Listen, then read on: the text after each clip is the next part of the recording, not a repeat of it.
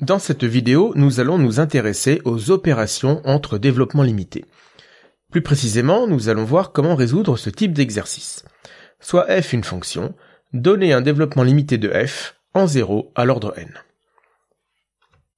Ici, nous supposerons que f est construite à partir des fonctions classiques du formulaire, avec les opérations de somme, de produit, de quotient et de composition.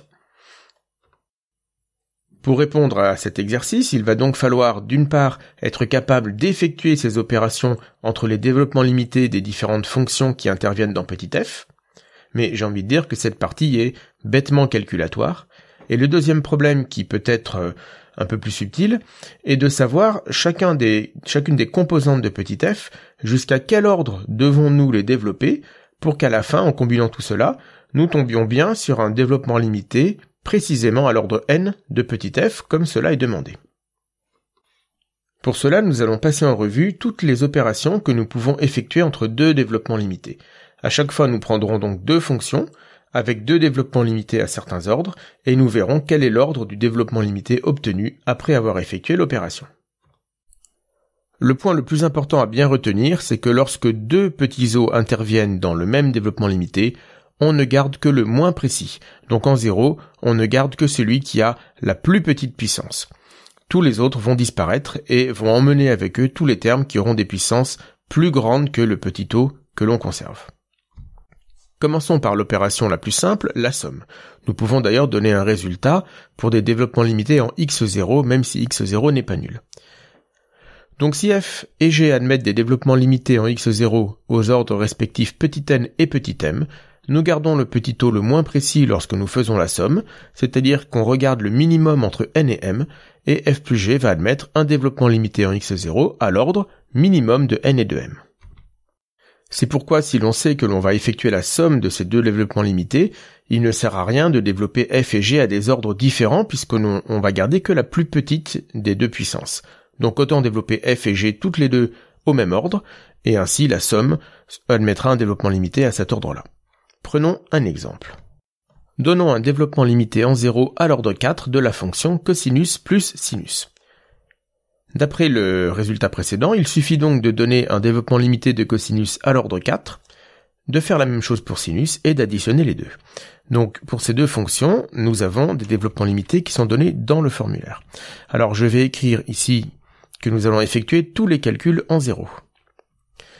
Cosinus x, donc, nous savons qu'il est égal à 1 moins x carré sur 2, plus x4 sur 24, plus un petit o de x4. Ça, c'est son développement limité à l'ordre 4. Faisons la même chose pour sinus x. Sinus x est égal à x moins x3 sur 6, et dans le formulaire, le terme suivant est en x5. Mais si nous le donnons, cela signifie que nous donnons un développement limité à l'ordre au moins 5, ce qui est trop par rapport à ce que nous voulons ici, puisque nous voulons un DL à l'ordre 4. Nous allons donc nous arrêter à l'ordre 4. Et il n'y a pas de terme d'ordre 4 dans le développement limité de sinus.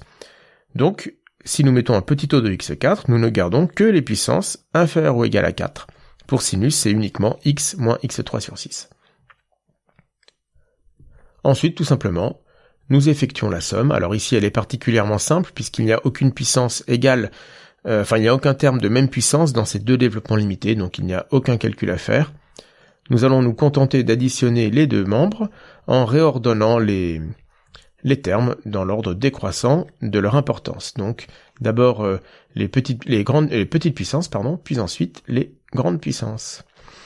J'ai oublié le terme en x3, donc moins x3 sur 6 plus x4 sur 24 plus le petit o. Voilà, donc c'est tout ce qu'il y a à dire pour la somme.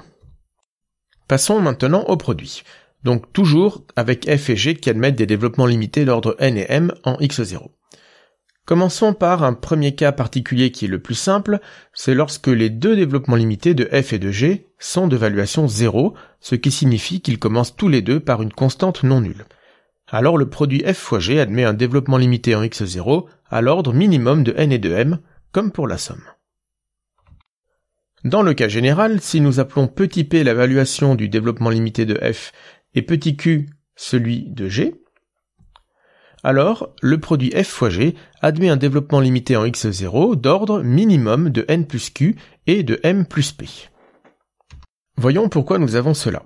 Nous n'allons pas écrire une démonstration très rigoureuse, le programme ne le demande pas. Alors je vais donner les développements limités en 0 car ils sont un peu plus simples à écrire. Donc dans le premier cas, le dl de f en 0 est de la forme a, plus, alors je vais tout de même écrire un terme d'ordre 1, et puis ensuite nous arrivons jusqu'au reste qui est d'ordre n. Pour g de la même manière, le développement limité commence par une constante b0, non nulle, puisqu'ici nous supposons que les deux développements limités sont de valuation 1, et nous allons jusqu'à l'ordre m. Donc ici, a0 et b0 sont supposés non nuls. Effectuons alors le produit f de x fois g de x, avec les règles de distributivité tout à fait habituelles. Donc nous allons multiplier a0 par tous les termes du développement de g, ce qui nous donne a0 b0 plus a0 b1x, etc. jusqu'à a0 fois un petit taux de xm, ce qui est toujours un petit taux de xm, car dans un petit taux, les constantes multiplicatives sont facultatives. Puis nous allons multiplier le terme en a1x par tous les termes du développement de g, ce qui nous donne a1 b0x, plus a1 b1 x2, etc. jusqu'à un petit taux, cette fois-ci, de xm plus 1, puisque nous multiplions un terme en x fois un petit taux de xm. Et ainsi de suite, jusqu'à notre petit taux de xn, qui est multiplié lui aussi par tous les termes du développement limité de g. Mais comme les constantes multiplicatives à nouveau n'interviennent pas, nous avons un petit taux de xn, plus un petit taux de xn plus 1, et ainsi de suite jusqu'à un petit taux de xn plus m. Mais le point fondamental est toujours de ne garder que le petit taux le moins précis, c'est-à-dire celui qui a la plus petite puissance. Il y a donc uniquement deux candidats possibles, x à la puissance m ou x à la puissance n. En effet, tous les autres termes sont nécessairement de puissance strictement plus grande que l'une de ces deux-là. m plus 1 est strictement plus grand que m, n plus 1 est strictement plus grand que n, et ainsi de suite. Donc nous ne gardons que le moins précis des deux, c'est-à-dire le minimum de n et de m, et dans tous les termes que nous avons pu calculer dans ces parties-là, tous les termes dont la puissance dépasse n ou m sont supprimés, puisqu'ils ne sont plus significatifs face à ce petit taux. Pour le second point, nous allons raisonner de la même manière. Écrivons le développement limité de f de x. Nous l'avons supposé ici de valuation petit p, donc le premier terme non nul c'est ap x puissance p. Et puis ensuite, nous allons jusqu'au reste un petit taux de xn. Pareil pour g de x, de valuation q, donc premier terme non nul bq fois x puissance q, jusqu'au reste en x puissance m. Alors quand nous effectuons le produit f de x fois g de x, il va y avoir un tas de termes qui vont apparaître et qui ne feront pas intervenir des petits o, donc ce sont tout simplement tous les termes de la partie principale de f fois tous les termes de la partie principale de g, et ensuite nous allons avoir plein de restes. Donc le reste de f fois tous les termes de la partie principale de g, et le reste de g fois tous les termes de la partie principale de f. Le but est de déterminer le reste qui aura la plus petite puissance. Donc lorsque nous prenons le reste de f fois tous les termes de la partie principale de g, la plus petite puissance possible sera obtenue en faisant xq fois le petit taux de x puissance n, ce qui nous donne ici un petit taux de x puissance n plus q. Tous les autres restes construits et obtenus à partir de ce petit taux de xn auront nécessairement des puissances strictement plus grandes. Mais une autre manière d'obtenir un reste, un petit taux, ce sera de multiplier le petit taux de g fois tous les termes de la partie principale de f, la plus petite puissance possible étant obtenue en multipliant ce reste par le premier terme du développement limité de f, ce qui nous donne un petit taux de x puissance m plus p. La règle étant à nouveau de ne garder que le petit taux le moins précis, c'est-à-dire avec la plus petite puissance, eh bien f fois g aura un développement limité dont l'ordre sera le minimum de n plus q et de m plus p. Une autre manière de considérer le point 2 est la manière suivante qui justifie la mise à part du point numéro 1. nous pouvons ici mettre les termes de l'évaluation en facteur, c'est-à-dire mettre x puissance p en facteur dans le développement limité de petit f. Et donc, la mise en facteur, une fois que x puissance p est en facteur, entre les parenthèses, nous obtenons un développement limité d'ordre n moins p, et qui est de valuation 0, puisque le premier terme ici n'est pas nul. Nous pouvons faire la même chose avec g de x et mettre x puissance q en facteur, ce qui donne ce développement limité. Alors, quel est l'ordre du développement limité de f fois g? Eh bien, nous allons déjà avoir p plus q, puisque lorsque nous effectuons le produit f fois g, automatiquement nous allons avoir x puissance p fois x puissance q en facteur, donc une puissance p plus q, et ensuite nous allons multiplier, donc ça c'est lorsque nous multiplions entre eux ces deux termes-là, et ensuite nous allons multiplier entre elles les deux termes, enfin les deux parenthèses qui sont là. Or, ce cas est celui du cas numéro 1. Donc lorsque nous multiplions les deux termes entre parenthèses, nous obtenons un développement limité qui a pour ordre le minimum entre n-p et m-q. Maintenant, nous savons que lorsque nous rajoutons une constante à un minimum, nous pouvons rajouter cette constante dans chacun des termes de ce minimum, c'est-à-dire que ici, nous obtenons le minimum de n-p plus p plus q, c'est-à-dire n plus q, et de m-q plus p plus q, c'est-à-dire m plus p, et bien sûr nous obtenons le même résultat que précédemment.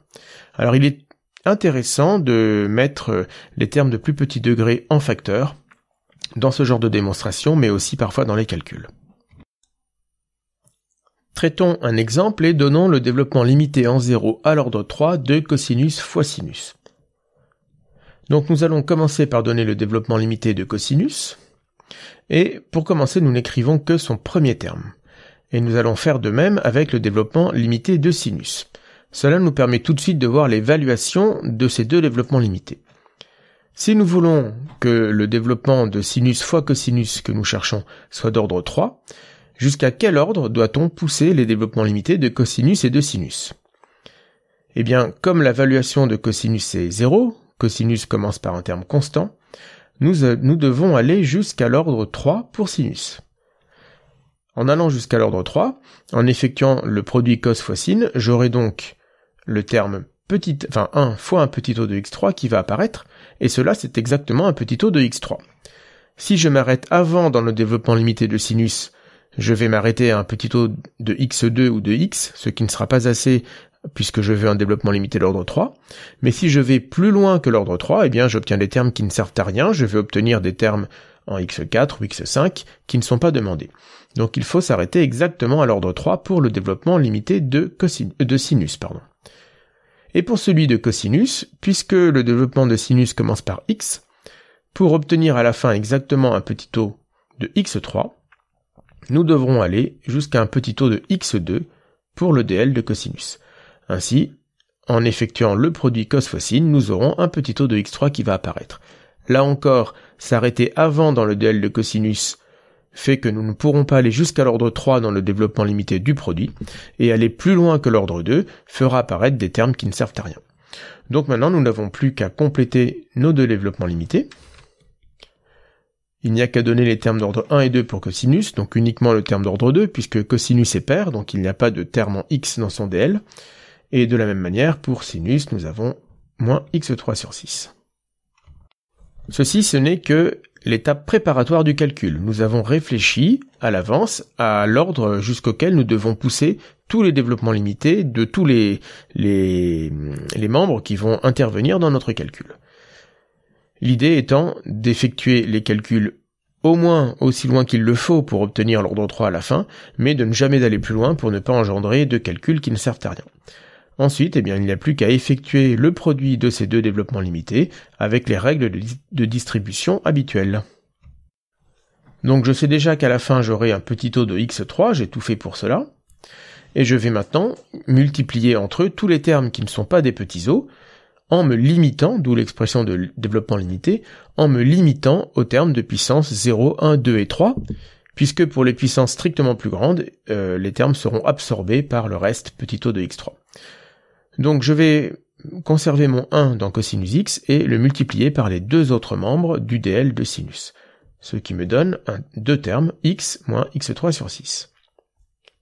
Puis je passe au deuxième terme du dl de cosinus, moins x2 sur 2, et je le multiplie par les deux autres termes du dl de sinus.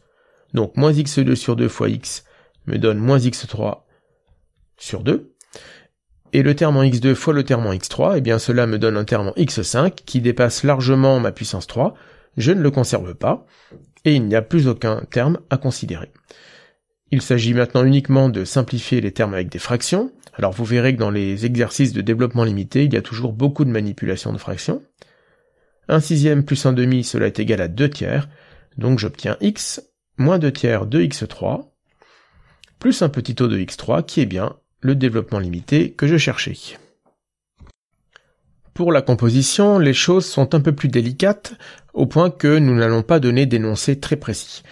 Pour l'instant, nous nous contentons de dire que f et g admettent des développements limités en 0 aux ordres n et m, comme précédemment, mais si nous voulons donner un développement limité de g rond f en 0, eh bien d'après les propriétés de composition des développements limités, il faut que f de 0 égale 0 d'une certaine manière, c'est-à-dire que le terme constant du développement limité de petit f soit nul. Ainsi, lorsque nous prenons le développement limité de f en 0, eh bien il tend vers 0 et nous pouvons le composer avec petit g. Donc si nous notons grand F et grand G les parties principales ou polynomiales de ces deux développements limités, alors G rond F admet petit g rond petit f, admet un dl en 0, dont la partie principale se calcule en calculant grand G rond grand F, dont il faut supprimer les termes de puissance trop élevée. Alors puissance trop élevée, ici, cela, nous allons essayer de lui donner un sens. Le tout, bien sûr, c'est de calculer, de voir quels sont les petits os qui vont apparaître en composant ces deux développements limités, de déterminer quel est celui qui a la plus petite puissance, et donc ensuite, dans grand G rond grand F, il va falloir supprimer les termes dont la puissance dépasse celui du petit o que nous gardons. Donc regardons ceci concrètement. Écrivons les deux développements limités de petit f et petit g en 0. Nous avons supposé que le développement limité de petit f n'avait pas de terme constant, donc nous allons commencer directement avec sa valuation, donc ap fois x puissance p, avec ici p strictement positif, jusque donc au terme d'ordre n et le petit o de xn. Pour le développement limité de g, nous allons voir que le terme constant, sa valeur importe peu, mais il nous faut donner un nom à l'exposant suivant. Donc une fois que nous avons écrit le terme constant, le terme suivant non nul, notons q sa puissance. Et puis ici, j'ai développé g avec une variable égale à u et non pas x, tout simplement car pour composer le développement de g et celui de f, nous allons utiliser u égale à tout ceci. Ainsi, lorsque nous voulons calculer g de f de x, eh bien nous remplaçons u par le dl de f de x dans l'écriture dans le dl de g. Donc j'obtiens un premier terme qui sera b0, et ensuite j'obtiens le terme bq fois u puissance q, c'est-à-dire ap fois x puissance p, jusqu'au reste petit o de xn, et tout ceci est à la puissance q. Après, j'ai tout un tas de termes avec des puissances de plus en plus grandes, jusqu'à ce que j'arrive au petit o. Donc un petit o de u puissance m, c'est-à-dire un petit o de ap x puissance p, jusqu'au petit o de xn, tout ceci étant à la puissance m. L'objectif maintenant, c'est pas forcément de tout développer, mais de deviner, lorsque nous développons tout, quelle est la plus petite puissance possible dans un petit o, car c'est cette puissance qui va limiter notre développement. Donc nous avons deux termes importants à étudier, celui-ci et celui-ci. Nous allons voir dans chacun de ces deux termes quel est le petit o qui apparaît avec la plus petite puissance, sachant que dans les termes qui sont dans les points de suspension, les puissances sont nécessairement supérieures ou égales, et même strictement supérieures, à toutes les puissances que nous pourrons rencontrer dans le terme souligné en bleu.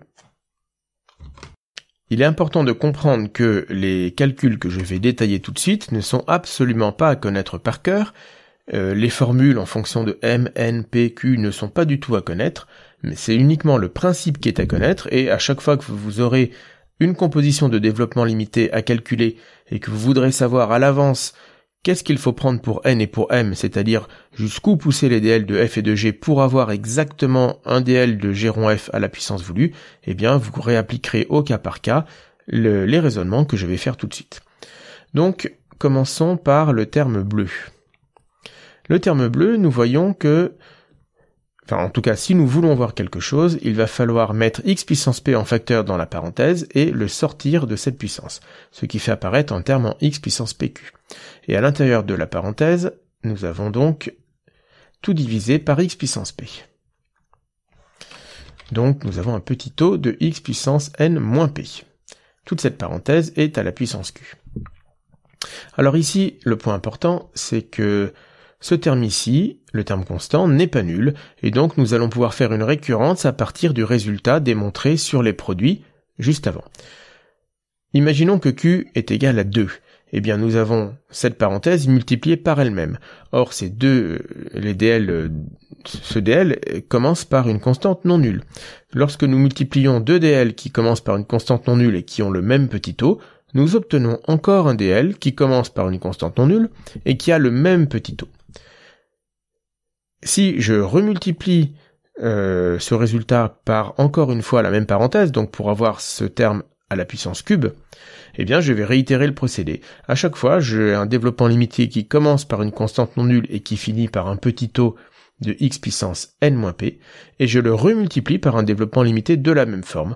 Donc par récurrence, je vois que ce que j'obtiens dans cette parenthèse, c'est un certain nombre de termes dans lesquels il n'y a pas de petit taux, et ensuite j'ai b indice q fois x puissance pq fois un petit taux de x puissance n-p. L'exposant dans mon petit taux n'a pas bougé lorsque j'ai mis toute cette parenthèse à la puissance q, parce que le terme constant n'est pas nul.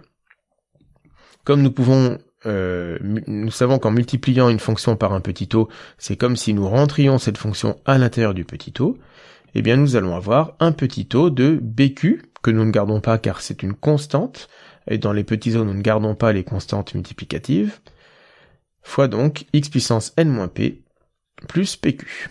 Donc ça, c'est le reste de la plus petite puissance possible que nous obtenons dans le terme souligné en bleu. C'est lui qui va limiter tous les termes du terme souligné en bleu. Pour le terme en vert, les choses sont un peu plus simples. Il suffit de remarquer que le terme qui est dans la parenthèse, donc ce terme-là, commence par un terme non nul.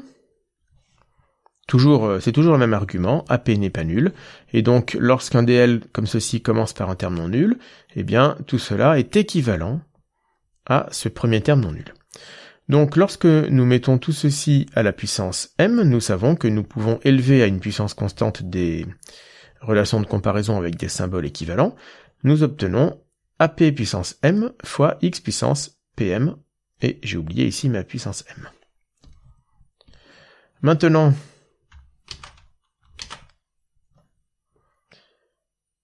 si je prends un petit taux de tout cela, eh bien je sais que lorsque je prends un petit taux d'une fonction, cela est égal à un petit taux de n'importe quelle fonction qui lui est équivalente. Donc, alors petit taux de tout ceci.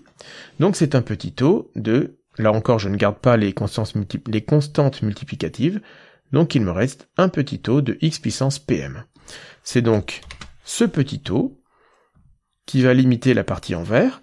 Donc pour savoir par quoi est limité g rond f de x, eh bien, je vais devoir déterminer quel est le minimum entre l'exposant pm et l'exposant n-p plus pq. C'est cette plus petite des deux puissances qui va limiter mon développement limité. Mettons en application les calculs précédents sur un exemple concret et donnons le développement limité en 0 à l'ordre 4 de cosinus rond sinus. Pour cela, je vais passer par une phase préparatoire. Je sais qu'il va falloir calculer les développements limités de sinus et de cosinus, mais je ne sais pas jusqu'à quel ordre. Donc je vais écrire à chaque fois le premier terme et le reste, le dernier terme, sachant que je ne sais pas ici ce que je vais prendre pour petit n. Je ne sais pas encore jusqu'à quel ordre développer sinus, et de même pour mon cosinus, je ne sais pas jusqu'à quel ordre je vais le développer. Donc j'écris son premier terme non constant non nul, donc moins u2 sur 2, et puis il va falloir développer tout cela jusqu'à un petit o de u puissance m, mais là encore, je ne sais pas encore jusqu'à quel ordre je vais développer ce cosinus.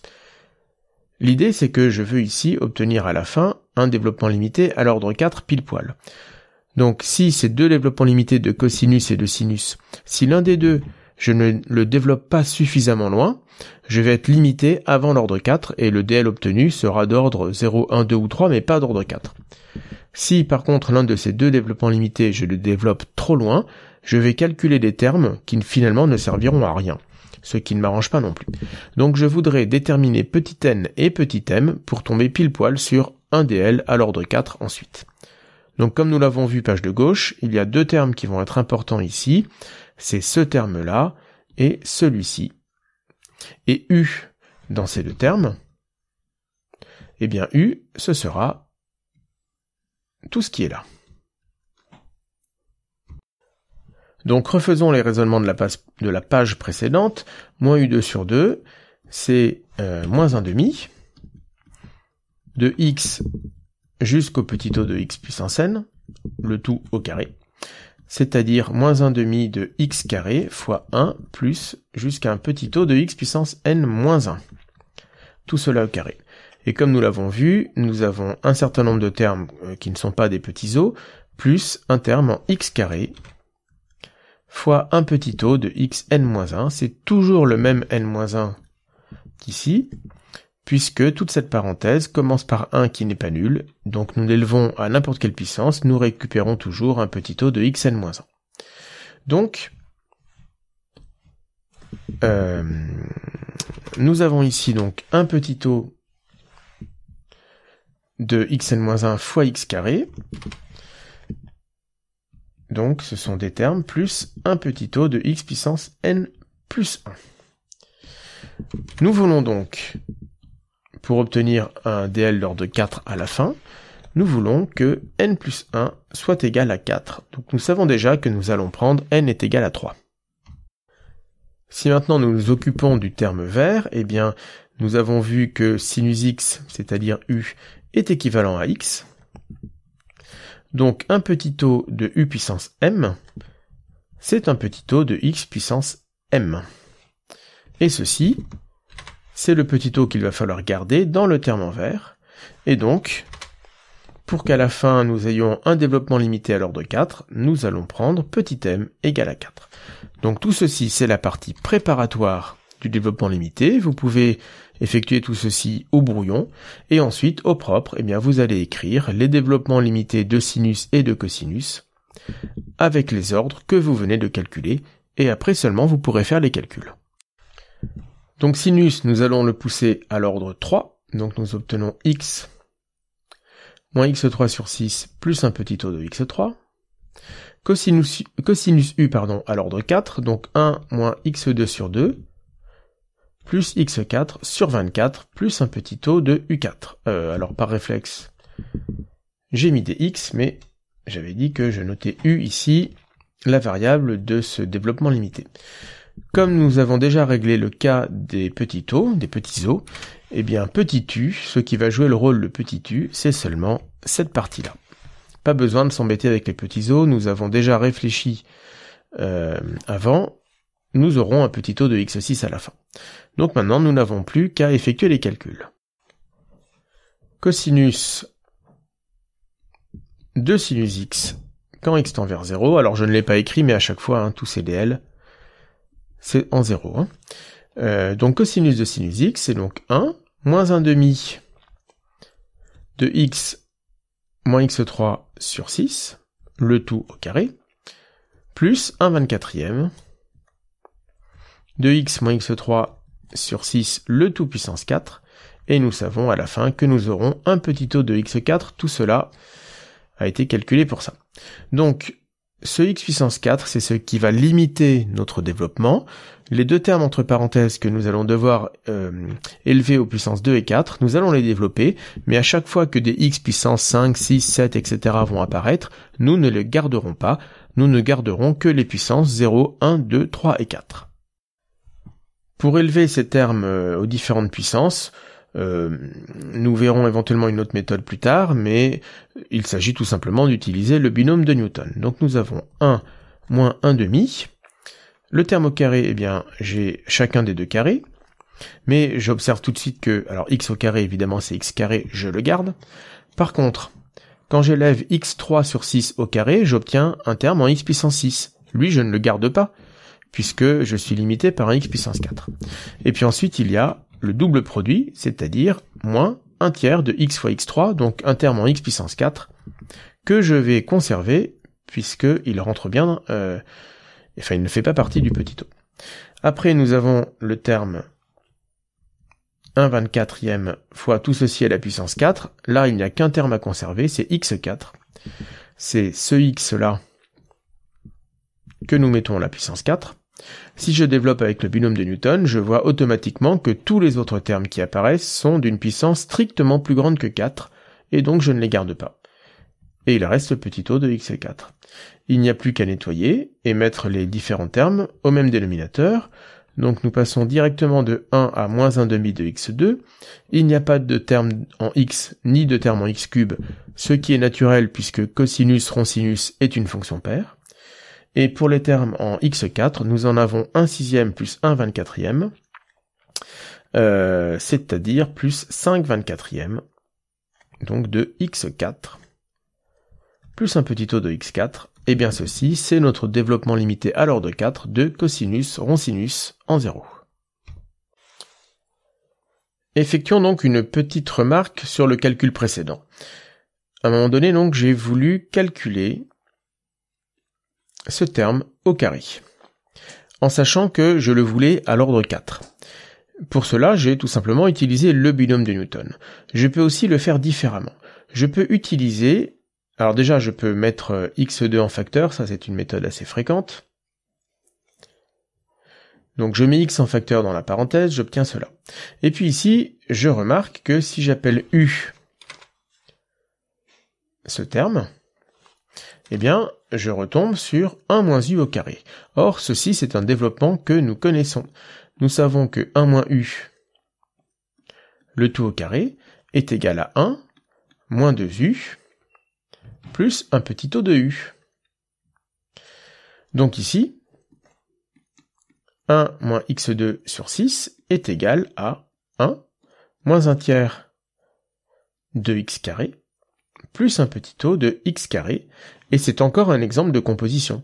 J'ai composé le développement limité de 1 moins u au carré, en remplaçant u par x2 sur 6.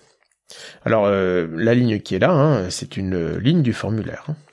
Donc, quand je multiplie tout ceci par x carré, j'obtiens bien un développement à l'ordre 4 du terme initial, c'est-à-dire x2 moins x4 sur 3 plus un petit o de x4.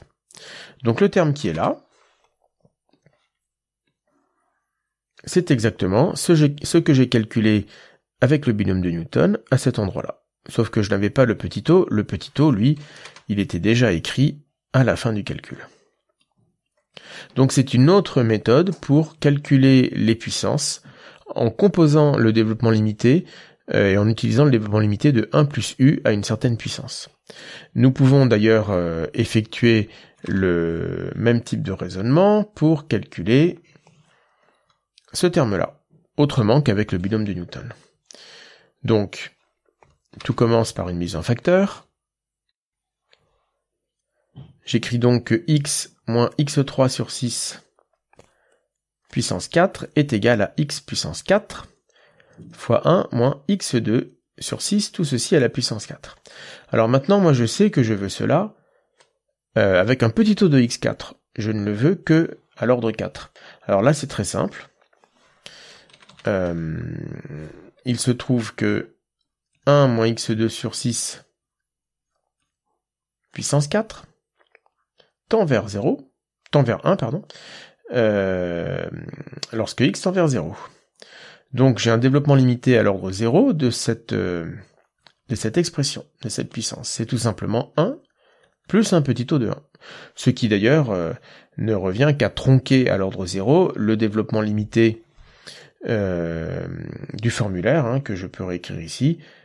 1 moins u à la puissance 4, c'est 1 moins 4u, plus petit o de u, ce développement limité à connaître par cœur, c'est un développement limité à l'ordre 1, ici je le veux à l'ordre 0, ce qui ne me donne que ceci. Donc je multiplie tout cela par x4.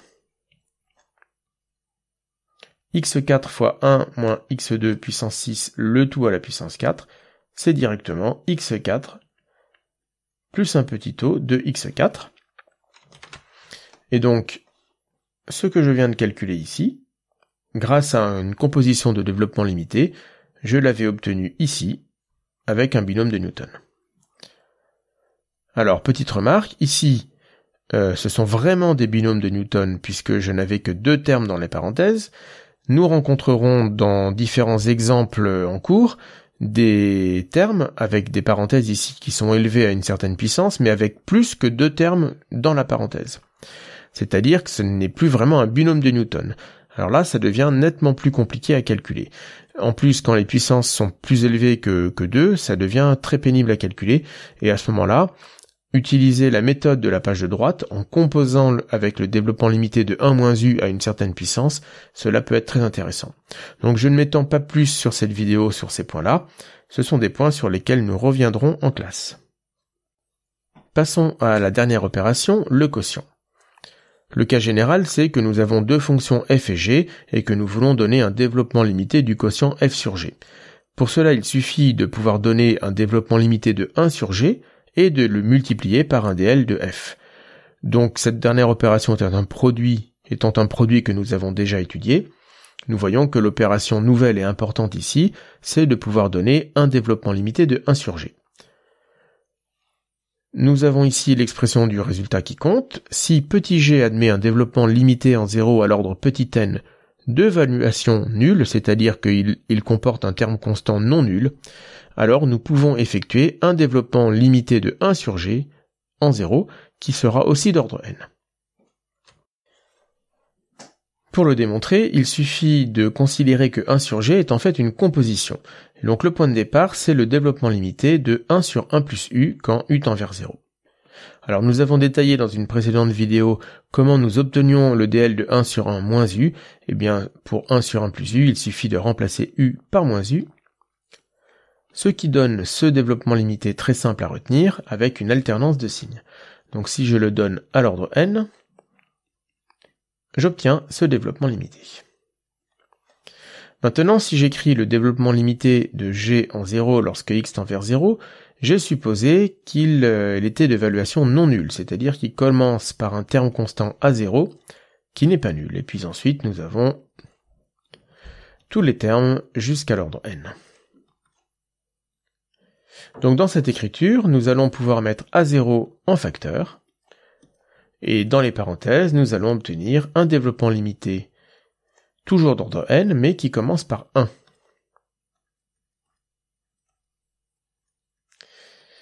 Pourquoi c'est important qu'il commence par 1 ? Eh bien parce que maintenant, si nous posons u, tout ceci, nous allons pouvoir l'injecter dans le développement limité de 1 sur 1 plus u. Il ne restera plus qu'à diviser par A0, puisque nous avons mis ici A0 en facteur. Comme exemple, prenons celui de la fonction tangente et obtenons le développement limité à l'ordre 3 en 0 de tangente avec une méthode de quotient. Donc en effet, il suffit d'écrire que tangente c'est sinus sur cosinus. Bien, donc nous avons tout de même un produit à effectuer. Nous savons que sinus x va commencer par x, et la question, comme toujours, est de savoir jusqu'à quel ordre nous allons le développer. 1 sur cosinus x, eh bien, nous voyons ici que cosinus x commence par 1. La question est de savoir lui aussi jusqu'à quel ordre nous allons le développer. Mais d'après le résultat vu page de gauche, 1 sur cosinus x va aussi commencer par 1, et ce sera un développement limité au même ordre. Donc, petit rappel sur le produit, je vais multiplier sur x par le petit o de xm, et je veux que ceci soit égal à 3, donc je vais prendre m égale à 2. Et puis pour l'autre petit o, je vais multiplier sur 1 par petit o de xn, et je veux là encore que ceci soit égal à 3, et donc je vais prendre n égale à 3. Donc maintenant, je sais jusqu'à quel ordre je vais pousser mes différents développements limités. Et je vais donc passer à la phase de calcul, sachant que ce qui est au-dessus du trait, c'est une phase préparatoire plutôt à rédiger au brouillon. Au propre, nous allons donc commencer par donner le DL en 0 de cosinus x à l'ordre 2. Il va falloir le composer avec le DL de 1 sur 1 plus u, toujours en 0, où u, ce sera toute cette partie-là. Donc 1 sur 1 plus u commence par 1, moins u, et puis ensuite, la question c'est toujours jusqu'à quel ordre allons-nous développer 1 sur 1 plus u. Eh bien, nous voyons que dans le terme en u, nous avons déjà un petit taux de x2, or nous voulons ce développement à l'ordre 2. Si nous écrivons le terme en u carré, eh bien u au carré, c'est directement un terme en x puissance 4 que nous ne voulons pas garder. Et petit taux de u d'ailleurs est lui-même un petit taux de x2 puisque u est équivalent à une constante fois x2. Donc il est clair ici qu'il faut s'arrêter à l'ordre 1. Donc 1 sur cosinus x, c'est 1 sur 1 plus moins x2 sur 2 plus un petit taux de x2, c'est-à-dire 1 moins u, donc 1 plus x2 sur 2 plus un petit taux de x2. Il n'y a plus qu'à multiplier par le développement limité de sinus x. Et lui, nous avons dit que nous le donnerons à l'ordre 3. Donc sinus x, c'est x moins x3 sur 6, plus un petit taux de x6. Donc tangente x, c'est le produit de ces deux développements limités. Donc le 1 du développement limité de 1 sur cos x, je le multiplie par tous les termes de sinus x. Je me rends compte que j'ai bêtement mis ici un petit taux de x6 alors que c'est bien sûr un petit taux de x3. Puis le terme en plus x2 sur 2 du développement limité de 1 sur cos x, je le multiplie par les deux termes de sinus x. Donc x2 sur 2 fois x me donne x3 sur 2, et x2 fois x3 me donne un terme en x5 que je ne garde pas car je suis limité ici par un petit taux de x3. Donc il n'y a plus qu'à nettoyer, et j'obtiens x moins x3 sur 3, plus un petit taux de x3. Et ceci, c'est le développement limité de tangente à l'ordre 3 en 0. Dans l'énoncé précédent, nous avons supposé que le développement limité de g avait une valuation nulle. Que se passe-t-il si la valuation n'est pas nulle? Eh bien, nous pouvons effectuer exactement les mêmes calculs que précédemment. Nous obtiendrons une écriture avec un petit taux, mais qui ne sera pas un développement limité, car la partie avant le petit taux ne sera pas un polynôme. C'est ce que nous appelons un développement asymptotique. Nous reviendrons un peu plus en détail sur les développements asymptotiques plus loin dans ce cours, mais essentiellement, nous les obtiendrons à partir de développements limités. Ce seront des sortes de développements limités dont la partie principale n'est pas un polynôme, mais fera intervenir des termes en 1 sur x, éventuellement à certaines puissances. Par exemple, regardons ce que nous pouvons dire du quotient 1 sur sinus x, sachant que sinus x, je vais le développer ici à l'ordre 3. Eh bien, pour pouvoir composer ce développement avec le développement limité de 1 sur 1 plus u, je dois faire apparaître un 1 au dénominateur. La méthode est toujours la même. Je vais mettre en facteur le terme dominant, c'est-à-dire ici x. J'obtiens donc 1 sur x fois 1 sur 1, moins x2 sur 6, plus un petit taux de x2. Ce dernier développement, que je souligne ici en orange, je vais pouvoir le composer avec le développement limité de 1 sur 1 plus u, et u, ce sera, comme dans l'exemple précédent, u, ce sera ce terme-là.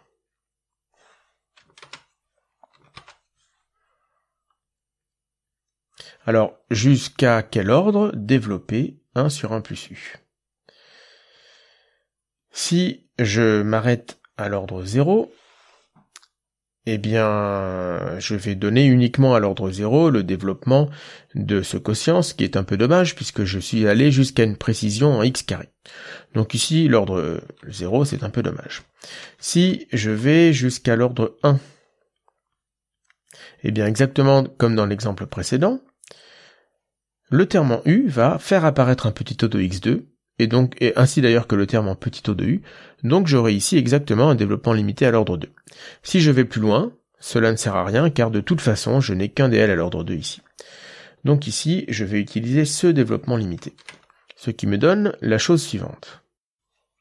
Je repars du terme de départ, 1 sur x moins x3 sur 6 plus un petit taux de x3, qui est donc égal à 1 sur x fois 1 moins u, c'est-à-dire plus x2 sur 6, plus un petit taux de x2. Si je développe tout ceci, j'obtiens 1 sur x, plus x sur 6, plus un petit taux de x. Ceci, ça n'est pas un développement limité, car ici, le terme en 1 sur x n'est évidemment pas un terme polynomial. C'est ce que l'on appelle un développement asymptotique.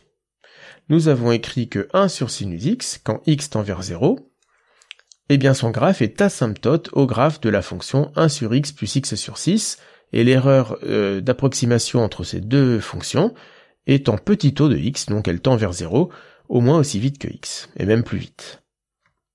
Nous en traiterons d'autres exemples. Maintenant, ce qui est intéressant de voir, à nouveau, c'est nous sommes partis de tel ordre dans le développement limité, à quel ordre est-ce qu'on arrive après les opérations. Si vous comprenez cela, vous arriverez à anticiper sur les ordres, à anticiper les choses. Et par exemple, si je vous dis que je veux ici un développement de 1 sur sinus x avec un petit taux de x, eh bien vous verrez qu'il faut commencer par x3. Alors comment sommes-nous passés de 3 à 1 ? Nous avons perdu 2 ordres. Pourquoi avons-nous perdu 2 ordres ? Eh bien nous perdons, c'est ce que j'appelle la double peine. Ici, au dénominateur, nous sommes obligés de mettre 1 sur x en facteur. Donc vous voyez que déjà, on perd un ordre. Et puis ce même 1 sur x, qui est toujours en facteur, il va faire que nous reperdons encore un ordre, puisque tout ce que nous avons calculé ici, nous allons devoir le diviser par x. Donc on repère encore un ordre. Donc vous allez perdre 2 fois l'ordre du terme dominant que vous allez mettre en facteur ici. Donc si l'évaluation est 0, vous ne perdez pas d'ordre, donc vous gardez un développement limité. Si l'évaluation est 1, comme dans le cas de ce sinus, vous perdez 2 ordres. Et comme vous perdez 2 ordres, eh bien vous obtenez un terme en 1 sur x. Donc ça n'est plus un développement limité. Si l'évaluation était égale à 3 par exemple, vous perdriez 6 ordres. Ce sont des choses que nous reverrons à de nombreuses reprises dans des exemples ultérieurs de ce chapitre. Pour terminer cette vidéo, nous allons traiter un exemple qui reprend un peu tout ce que nous avons déjà fait, un exemple qui va être un peu plus compliqué que ceux déjà traités. Nous voulons calculer un développement limité en 0 à l'ordre 4 de cette fonction f. Alors je vais commencer, comme toujours, par une petite étude préparatoire pour déterminer jusqu'à quel ordre nous devrons développer les fonctions cosinus, exponentielle, sinus et logarithme. Cette phase n'a rien d'obligatoire, mais je vous conseille de malgré tout toujours la faire au brouillon, cela vous fera gagner du temps après dans vos calculs, car si l'une de ces fonctions vous ne la développez pas assez loin ou trop loin, vous allez perdre du temps. Alors, je vais commencer par ce qui est à l'intérieur de la fonction sinus. Donc j'écris les premiers et derniers termes des développements limités de chacune de ces fonctions. Donc l'exponentielle x commence par 1 et je la pousserai jusqu'à un petit taux de xp. Sinus x carré va commencer par x carré et disons que je pousserai ce développement limité jusqu'à un ordre q. Et puis ensuite, le dénominateur commence par x et nous ferons ce développement limité jusqu'à un ordre n. Je vais mettre x en facteur partout où cela est possible. Donc x carré au numérateur et x au dénominateur, ce qui nous laisse au numérateur le développement d'exponentielle auquel nous ne touchons pas. X carré est mis en facteur dans le développement de sinus x carré, ce qui nous donne un petit taux de q-2.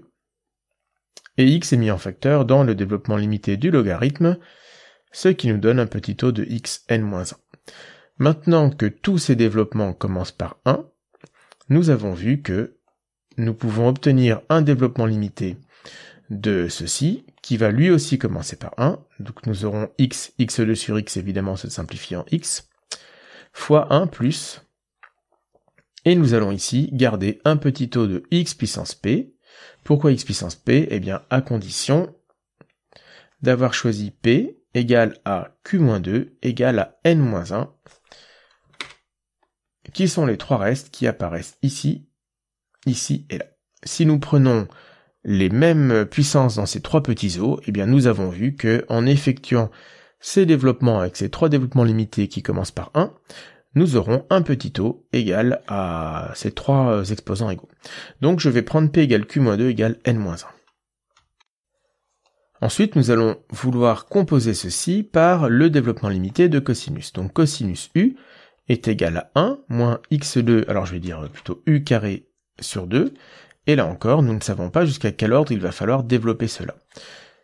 Mais u, ce sera ce que nous venons de calculer à la ligne précédente. Donc, moins u carré, enfin en tout cas u carré, sera de la forme x carré fois 1 plus le petit taux de xp, qui lui-même sera mis au carré, c'est-à-dire x carré fois un petit taux de xp, et donc c'est un petit taux de x puissance p plus 2. Et le petit taux ici de u puissance r, eh bien ce petit taux de u puissance r, c'est aussi un petit taux de x puissance r, puisque u est équivalent à x. Donc, puisque je veux mon développement limité final à l'ordre 4, je vais prendre r égale à 4, pour qu'ici j'ai bien un petit taux de x4. Je vais prendre p égale à 2. Pourquoi 2? Parce qu'ici, mon petit taux de xp plus 2, je veux que ce soit un petit taux de x4. Et donc, avec les conditions qui étaient là, eh bien, je vais prendre q égale à 4 aussi, et n égale à 3. Voilà pour l'étude préparatoire. Je vais donc donner les différents développements limités, et nous allons pouvoir commencer les calculs. Commençons par le développement limité de sinus x carré. Nous savons que sinus x est de la forme x moins x3 sur 6 plus un petit taux de x3. Si nous le composons en x carré, nous obtenons que sinus x carré est égal à x carré, et le terme suivant, c'est directement un petit taux de x6, que nous ne voulons pas garder car nous avons dit ici que nous prendrons q égale à 4. Donc, le développement de sinus x carré à l'ordre 4, c'est directement x carré plus un petit taux de x4. Et donc maintenant, nous allons pouvoir écrire un développement limité de toute la fonction qui est à l'intérieur du cosinus, sachant qu'exponentielle x, nous avons dit que nous le calculerions à l'ordre 2, ce qui nous donne cela. Le développement limité de sinus x2 à l'ordre 4, nous venons de le donner. Et puis, il nous reste donc le dénominateur. Logarithme de 1 plus x, nous avons dit que nous le prenons à l'ordre 3, c'est-à-dire x moins x2 sur 2 plus x3 sur 3, plus un petit taux de x3. Nous simplifions tout cela, comme nous l'avons fait au début en bleu, donc il nous reste x fois 1 plus x plus x2 sur 2 plus un petit taux de x2 fois 1 plus un petit taux de x2. Et au dénominateur, nous obtenons 1 moins x sur 2 plus x2 sur 3 plus un petit taux de x2. Nous allons maintenant traiter séparément les calculs du numérateur et du dénominateur. Donc pour ce qui est du numérateur, c'est un simple produit, nous n'avons qu'à développer avec les règles de distributivité habituelles. Donc nous obtenons 1 plus x plus x2 sur 2 plus un petit taux de x2, et c'est tout. Il n'y a pas d'autre terme, donc cela est assez simple. Pour le dénominateur, nous allons devoir composer ceci avec le développement limité de 1 sur 1 plus u. Hop, j'ai oublié mon reste.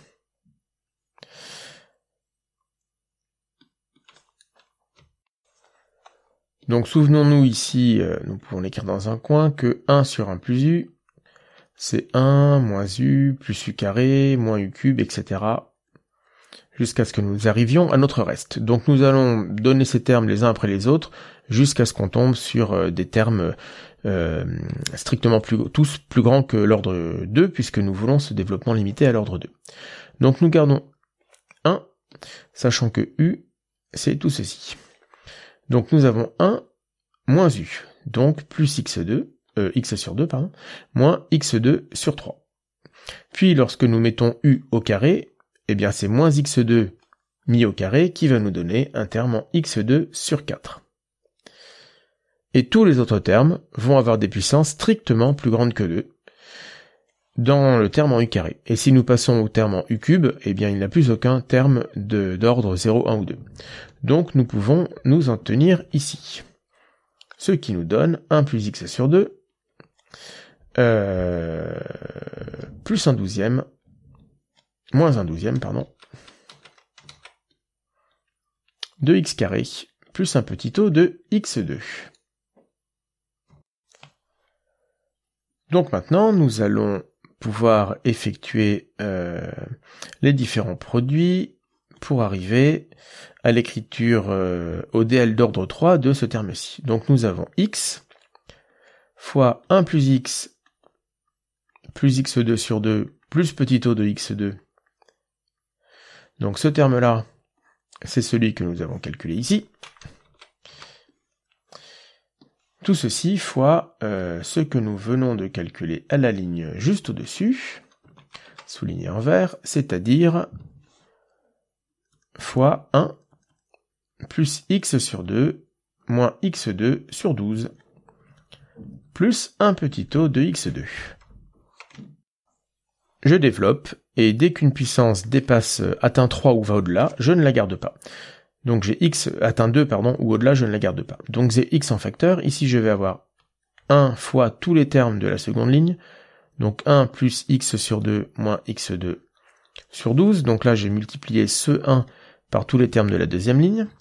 Ensuite je vais multiplier ce x par tous les termes de la deuxième ligne, ce qui va me donner plus x, plus x2 sur 2, et après je ne garde pas le terme en x fois x2 sur 12. Et puis pour terminer cette partie-là, je vais multiplier ce x2 sur 2 par tous les termes de la seconde ligne, ce qui me donne un x2 sur 2, et ensuite x2 fois x, x2 fois x2, je ne les garde pas, et dans les parenthèses, je m'arrête donc à un petit o de x2.